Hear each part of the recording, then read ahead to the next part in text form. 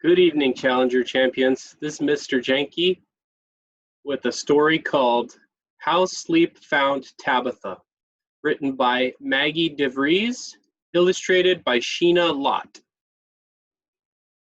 Sleep would not come to Tabitha. Her eyes, round as headlights, roamed the room. On the rocking chair, she saw the bedtime story Graham had read earlier. She saw her clothes in a heap on the teddy bear rug. She saw the soft glow of her nightlight and the golden stripe shining through the gap in around her door. She saw dim shadows all about the room. Nowhere could she see Sleep. But she could hear Sleep calling from far and wide. "Come sleep with me in the deep blue sea," sang the whale.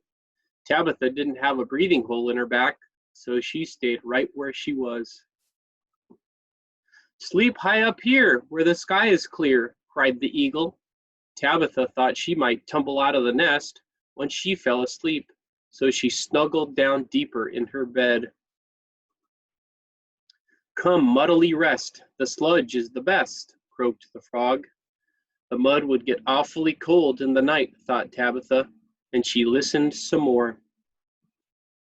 "Sleep on all fours and dream out of doors," called the horse. Tabitha got onto all fours under her covers. She could tell it wouldn't be comfortable for long, so she flopped down as hard as she could. "Come slither to sleep where it's dark and it's deep," whispered the snake.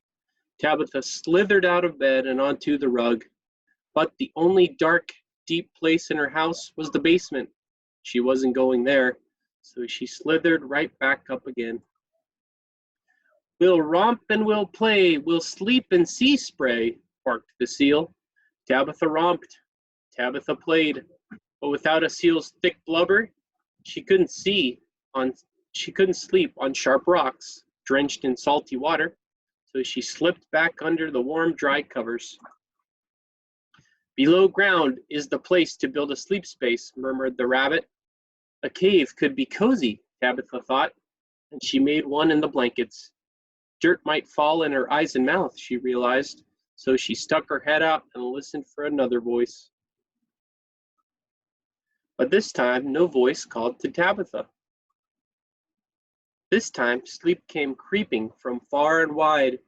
He slipped through the gap of her very own door and padded across her very own floor and leaped onto her very own bed.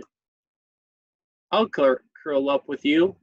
We'll sleep here, we two," purred the soft gray cat as he wiggled his way deep down under the covers.